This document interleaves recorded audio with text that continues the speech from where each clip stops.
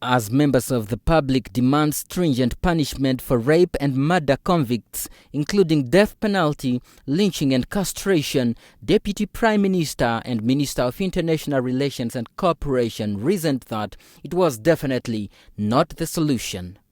The debate on punishment for rapists has reopened after an increase in cases of sexual molestation against young boys and most often rape and murder cases against women and girls.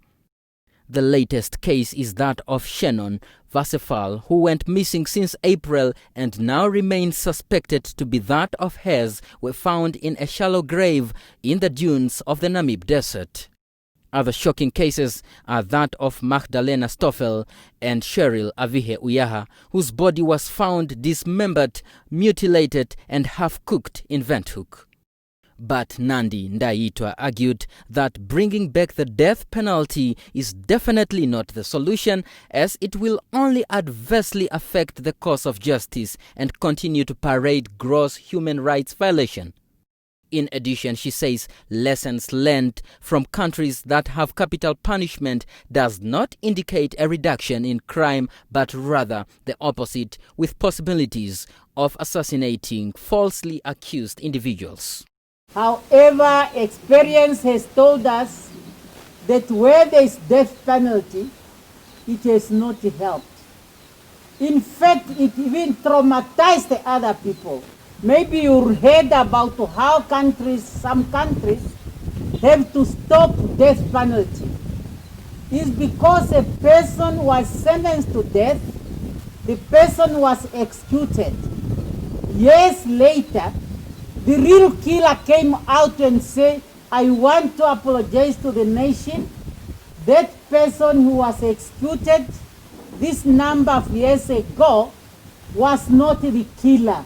Non-violent attitude is the key to caring. Non-violent attitude is the key to peace and prosperity. Among countries with death penalties in Southern Africa are Botswana, Malawi, and Zimbabwe. Zimbabwe has almost 60 inmates on death row, but the country has not had any executioner for the last 6 years after the last hangman retired. In 2004, in the United States of America, the average murder rate for states that used the death penalty was 5.7 per 100,000 of the population against 4.2 per 100,000 in states that did not use it.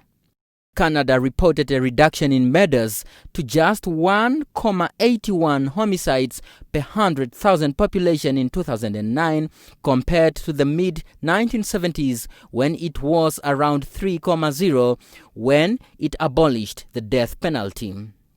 The United Nations General Assembly endorsed the 2nd of October to be observed as the International Day of Nonviolence.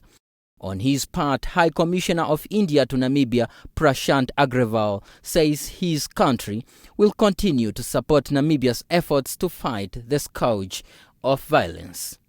The day also coincides with Mahatma Gandhi's birthday, whose messages of non-violence in everyday life inspired the world.